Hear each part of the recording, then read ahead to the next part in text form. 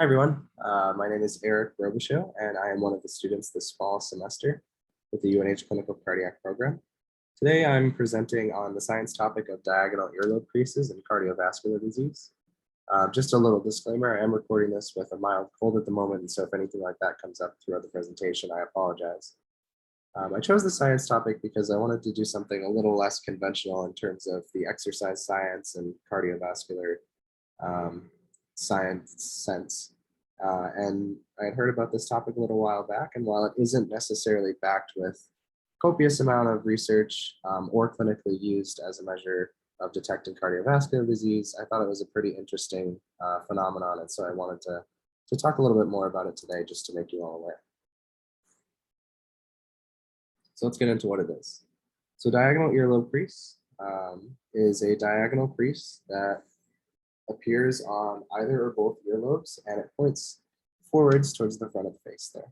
So in this image on the right, you can see it's this very distinct deep crease spanning almost the entirety of the earlobe. And it points forwards towards the face right there. This sign was originally discovered in the late 1800s or early 1900s in a study, and one of the researchers dubbed it Frank's sign, as that was the one that discovered it originally. So let's talk a little bit about what this means in terms of heart health. So what does this have to do with cardiovascular or heart health? Since the original study with Frank, where it was discovered, multiple studies with live and cadaver subjects have been performed, and they've found moderate to significant prediction and correlation of cardiovascular disease and coronary artery disease development in the presence of Frank's sign or the diagonal earlobe crease. So let's get into the nitty-gritty for just a minute here. So one study with 430 subjects found that the presence of the diagonal earlobe crease was associated with an increased rate of hypertension by 15% and an increased hyperlipidemia rate, or fat content within the blood, by 14%. By hyperlipidemia, we mean elevated fat content in the blood. So both of those are high risk factors for development or perturbation of cardiovascular disease. So an additional forensic autopsy study discovered that there was a positive prediction value of 68% between cardiac cause of death and the diagonal earlobe crease. So those with a diagonal earlobe crease suffered death through cardiac events at a much higher rate than those without. And then lastly, one study with 108 adults tracked these subjects over a 10-year period. And with the 8 and 10-year follow-up they performed, those with a diagonal earlobe crease had suffered poorer survival rates than those without. So of those that have passed since the start of the study, those with diagonal earlobe creases had passed sooner, or had passed at a higher rate. So what exactly causes diagonal earlobe crease? This is a fun one. So it's not exactly certain at the moment. While there are some pretty solid ideas as to what could cause the diagonal earlobe crease, there's no set scientific reasoning yet. One theory or one postulation is that the diagonal earlobe crease could be due to identical genetics within the heart and earlobe tissue arterioles.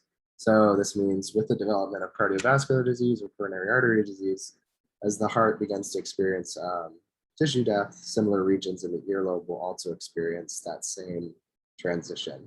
And so as those tissues die and those arterioles die, it starts to form that diagonal earlobe crease. Additionally, it's suggested that the diagonal earlobe crease could also be due to skin atrophy and the loss of elastin and elastic fibers with the development of cardiovascular disease. Both of those theories are currently the most looked at, but there's still room to go in terms of figuring out the exact cause and delving into the sign a little bit more. So short and sweet, just to summarize, multiple studies have shown that the diagonal earlobe crease does have some positive and in some cases a very strong correlation with cardiovascular disease and coronary artery disease. Some cases as well, the diagonal earlobe crease actually give a pretty good reference for the severity of the cardiovascular disease or coronary artery disease that a subject had. There is still more work to be done, though, in this case. Like I said, it's not backed by extensive research. There are multiple studies that do show that this has happened, but there's still a lot more work to do in terms of figuring out the exact cause of the diagonal earlobe crease, and then proving that it is an accurate measure of assessing cardiovascular disease indication. And then lastly, sort of on a similar note, diagonal earlobe crease is not used as a clinical measure. There are many more accurate tests that exist, like blood work, health screening, familial history, things like that. And they're a little bit more expensive and typically more invasive, but that is the common thing now in healthcare for screening for cardiovascular disease is using systems like that. The diagonal earlobe crease is not used as a clinical measure. However, after looking at the research here and talking about the indication of cardiovascular disease that diagonal earlobe crease can suggest, it could be used as an indicator for an individual to perform further and deeper testing on one's cardiovascular health. So if there's a younger individual or one that's not typically in a high cardiovascular disease risk range and they start to develop a sign like this, perhaps it could be used as a measure of getting them to the right resources to then get tested for cardiovascular disease, as they previously thought they were in a lower risk category and weren't getting screened as often. So that's all I have for you today.